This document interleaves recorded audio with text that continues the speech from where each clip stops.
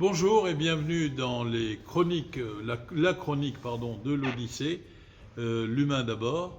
Aujourd'hui, la chronique numéro 27.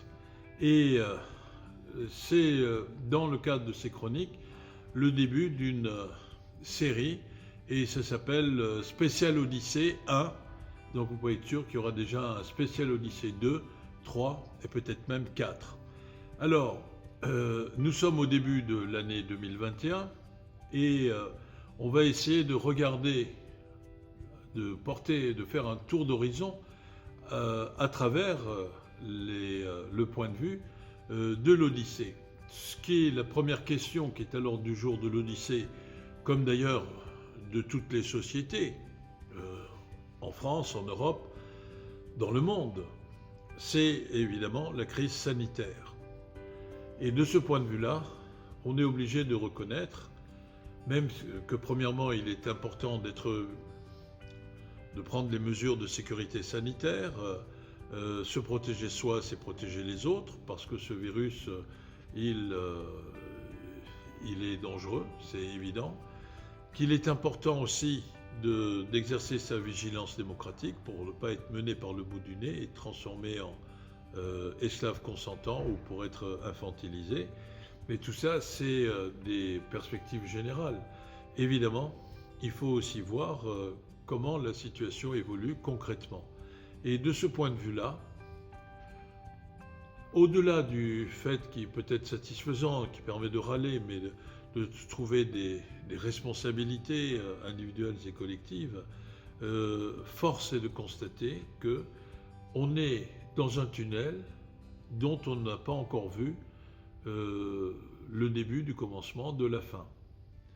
C'est-à-dire que l'issue est encore incertaine. Et au fond, c'est une des particularités de l'histoire. Combien de fois dans l'histoire, au Moyen-Âge, dans l'Antiquité, les temps modernes et aussi au début de l'histoire contemporaine, à partir du XVIIIe et fin XVIIIe siècle, eh bien, l'humanité ou des collectivités sociales étaient confrontées à des incertitudes qui étaient énormes. Et bien, aujourd'hui, on est dans une incertitude.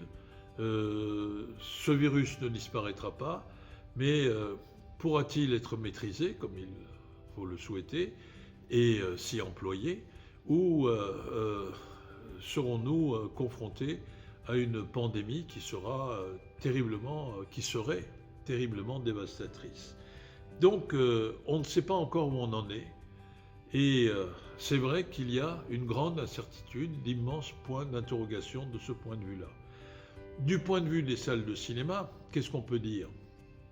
Que bien sûr, les salles de cinéma, comme tout le monde, au titre d'une responsabilité citoyenne, ne doivent pas contribuer à prendre des risques.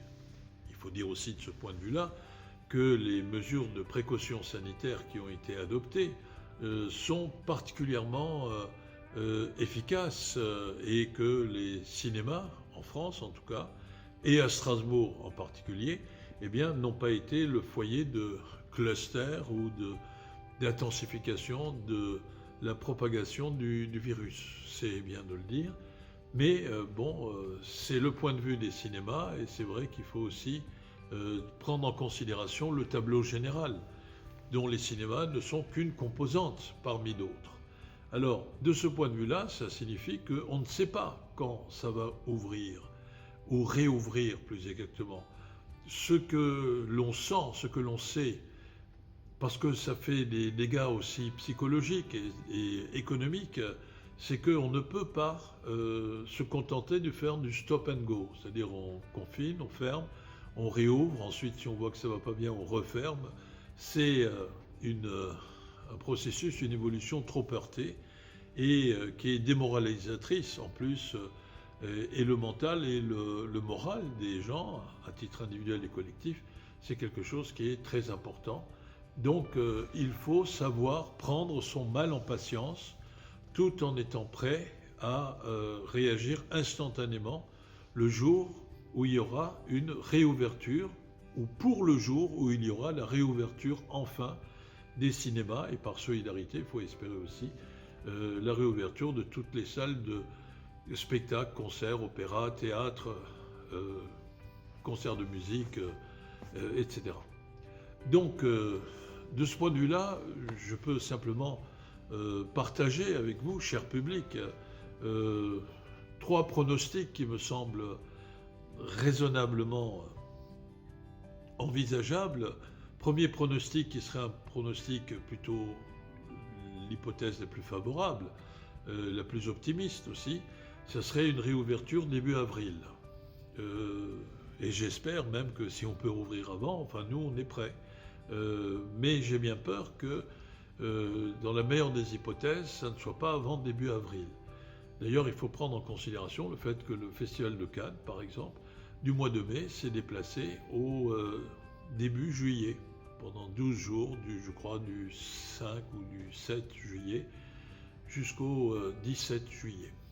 Et deuxième hypothèse, moins favorable, ce serait une réouverture au mois de juin. Et donc, le mois de juin, mais tout de suite l'été avec des préoccupations qui ne sont pas forcément d'aller au cinéma, mais aussi de voyager ou de reprendre le cours des voyages et des déplacements. Et puis la troisième hypothèse, la moins favorable, et il faut espérer, vraiment souhaiter très fortement qu'elle ne soit pas celle que retienne le développement de l'histoire, ça serait une réouverture septembre ou mi-septembre, c'est-à-dire vers la fin de l'été et le début de l'automne. Qui vivra verra, et donc il faut envisager ces 3. Alors évidemment, c'est une perspective qui, même avril, c'est dans beaucoup de jours, dans beaucoup trop de jours, eh bien, il faut apprendre son mal en patience. Et c'est là que je voudrais insister sur les raisons pour lesquelles nous essayons de maintenir contre vents et marées le lien avec notre cher public qui nous manque tellement à travers ces suggestions cinéphiles. Nous en sommes déjà à 156. À travers les conversations de l'Odyssée, nous en sommes à 25 au jour d'aujourd'hui, nous sommes le 3 février. Et ces chroniques, eh ben, c'est la 27e chronique de l'Odyssée aujourd'hui. Et je pense que c'est important de se rapprocher, de maintenir le contact les uns les unes avec les autres pour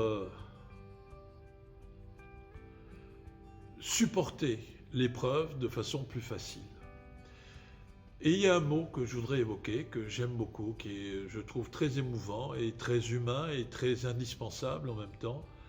C'est le mot se blottir ou le blottissement des uns vers les autres ou des uns avec les autres, à l'image du petit enfant, du petit bébé qui se blottit dans les bras de ses parents, du petit poussin sous l'aile de sa mère poule, sa maman poule, du petit chiot, chaton, lionceau, ourson qui se blottit bien à l'aise, ou du petit kangourou qui se blottit dans les bras et la chaleur protectrice de sa mère.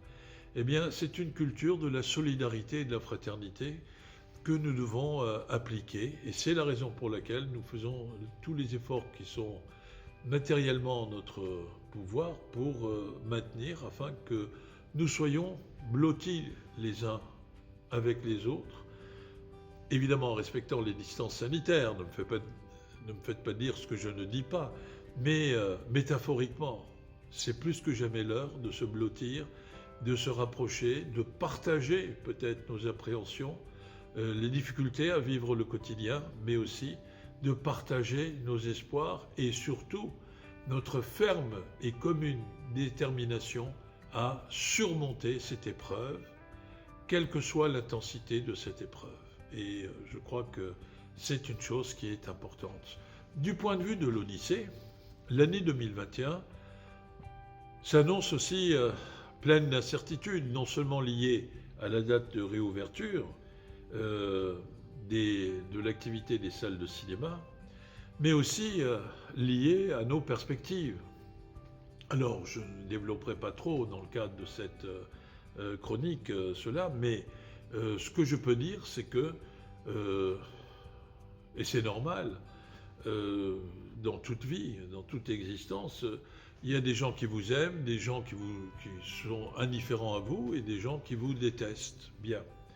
Et il y a, à l'évidence, à l'occasion de la perspective de fin de la délégation actuelle de service public concernant l'Odyssée, eh bien, d'une certaine manière, on l'a vu, il y a la mise en route d'une campagne de tentative de lâchage de l'Odyssée avec des articles à charge dans tel ou tel journaux numériques, des gens qui commencent à dire oui, non, mais il va y avoir une candidature, il faut que les RCA Odyssée pardon, ne soient plus candidats, ça fait trop longtemps qu'on les voit, etc., etc. Alors à tous ces gens-là, je voudrais juste leur rappeler, sans aucune animosité, sans aucune agressivité, et d'une certaine manière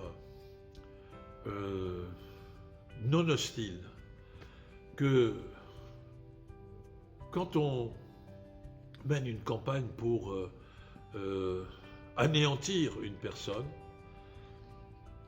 sans porter la critique sur les lignes porteuses de son projet, sur la structure de son projet culturel cinématographique, c'est évidemment pas suffisant. Et en même temps, ça entraîne une certaine baisse de niveau. C'est important que dans une compétition, il y ait de la tenue, il y ait un certain niveau, si vous voulez, une certaine tenue dans l'argumentation, parce qu'après tout, vous pouvez dire un tel, il est méchant parce qu'il est âgé, parce qu'il est chauve, parce que ceci, parce que cela, mais ça ne pourra pas remplacer la critique constructive du projet dont il est le porte-parole, et surtout, ça ne permet pas de constituer un projet alternatif cohérent.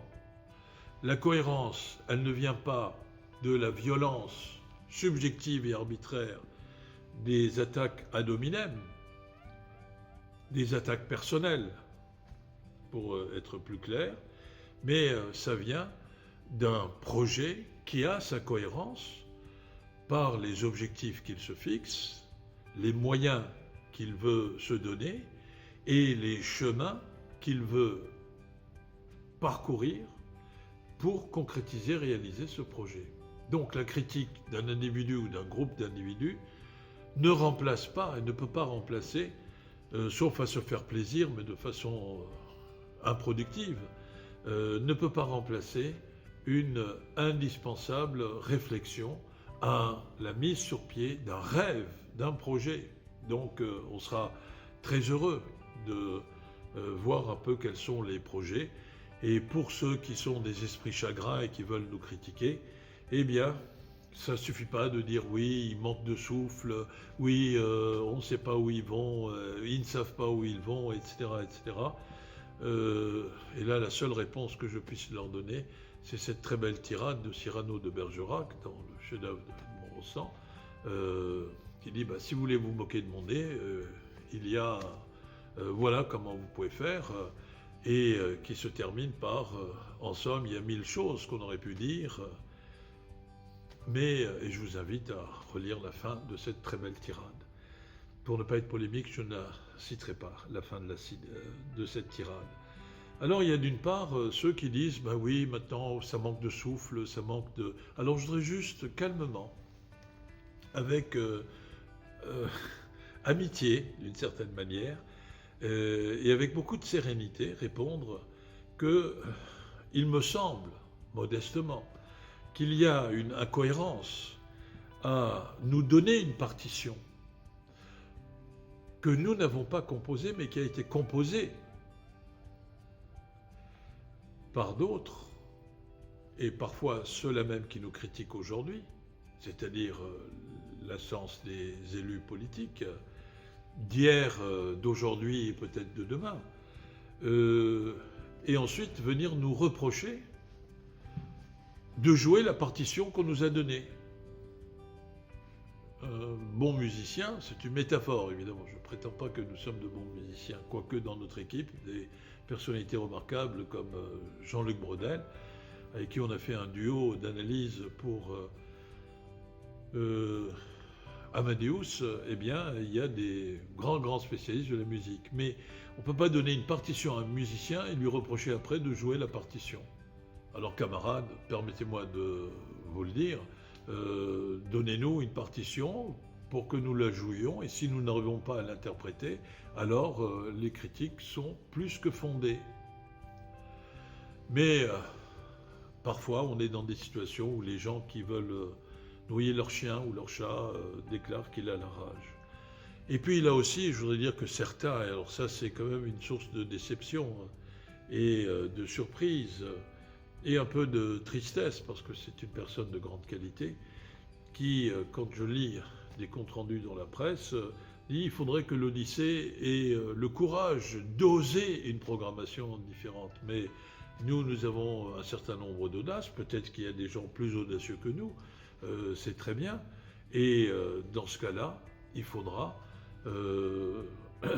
juger sur pièce, mais ne pas venir nous dire que nous n'osons pas faire des choses qui sont justement dans le domaine de la programmation un engagement à échapper, à nous affranchir des pesanteurs du streaming dominant, c'est-à-dire du courant dominant, du mainstream de la programmation d'œuvres commerciales ou des œuvres dites art et essai, qui sont les œuvres traditionnellement les plus porteuses. Et que nous, on peut nous reprocher beaucoup de choses, mais pas d'aller nous promener dans des sentiers plus égarés où il y a aussi toute une série de points de vue magnifiques, de paysages, de panoramas superbes qui, au détour d'un sentier ou d'un virage, s'imposent à nous, au regard des spectateurs et du public, de façon éblouissante. Et donc, pas de critique, s'il vous plaît, sur il faut être audacieux.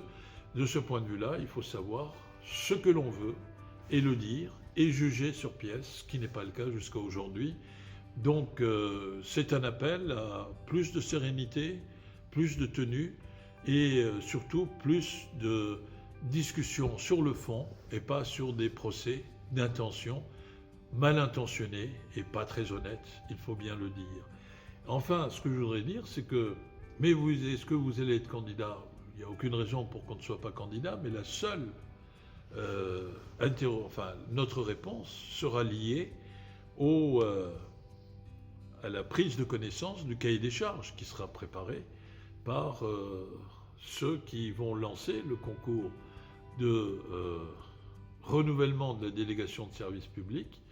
Je pense que la municipalité actuelle s'y emploie et nous attendons avec curiosité et impatience de savoir en quoi va consister ce cahier des charges pour savoir si nous serons candidats ou pas, ou si nous continuerons notre aventure cinéphilique par d'autres chemins. Mais aujourd'hui, tant que nous ne sommes pas confrontés à la réalité de projets et d'intentions tels que de cadre général d'orientation, de cap d'orientation, tant que nous ne sommes pas confrontés à une partition bien précise, nous ne pourrons pas dire si nous sommes prêts à l'interpréter ou pas. Nous laissons ouvertes toutes les possibilités, sans exception, et donc nous attendons avec sérénité. Mais je crois que là, il faut éviter la précipitation, donner une priorité à la bonne intention, et puis voir, dans le cadre de la discussion, quels sont les objectifs. Évidemment, si les gens veulent nous consulter, nous sommes toujours disposés à donner notre point de vue sur ce que devrait être le cahier des charges pour un lieu comme l'Odyssée. Mais ça sera l'objet d'une prochaine édition d'une chronique et très probablement ce sera le sujet de la chronique spéciale Odyssée numéro 2. Et donc déjà en vous parlant, je me rends compte qu'il y aura plusieurs éditions, plus que 3 ou 4, j'en suis persuadé, mais chaque fois, nous nous efforcerons de développer une pensée, une démonstration, une argumentation, et comptez sur nous pour éviter soigneusement toute forme de polémique personnelle et pour ne donner aucune prise à des tentatives de lynchage ou de haine. Vous savez pourquoi? Parce que nous croyons en la supériorité de l'intelligence et parce que nous sommes persuadés qu'un monde où il n'y a que haine, mesquinerie, mauvaise foi, est un monde qui est terriblement triste. Et nous préférons plutôt parcourir des paysages et des sentiers et des voies qui sont les voies d'une joie constructive et d'une sérénité. Et c'est précisément ce qui donne de la force. À très bientôt. Merci. Au revoir.